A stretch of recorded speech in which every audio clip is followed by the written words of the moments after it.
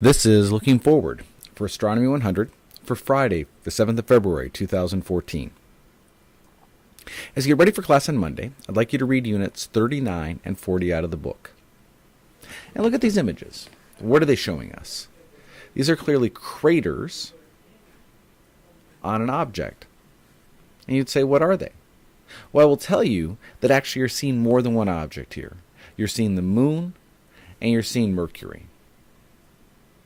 The question is, which of these top 5 pictures are from the moon? Which ones are from Mercury?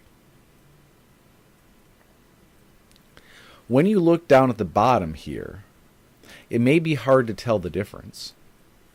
But on the right-hand side, we have the moon.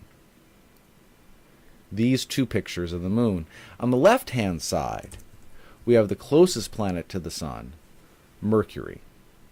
The 2 pictures on the left are Mercury. Any idea yet of these top 5 pictures which are the moon and which are Mercury? If you're having trouble, that's okay. Let me help you out here. These 2 in the upper left are the moon. The 3 on the right are Mercury. What I'd like you to ask yourself is, where do those craters come from? And why are they similar on the moon and Mercury? Second of all, the fact that there are craters, what does that tell us about the moon and Mercury and the ability of craters to hit? And what does that tell us about the moon and Mercury themselves?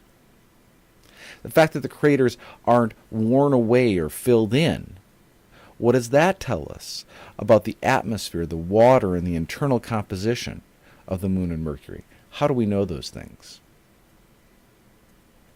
If we step back a little bit further, you notice that the moon craters are hanging out relatively nicely, but some of the Mercury craters have these lines running through them.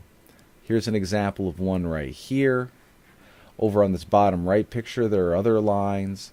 These are called scarps.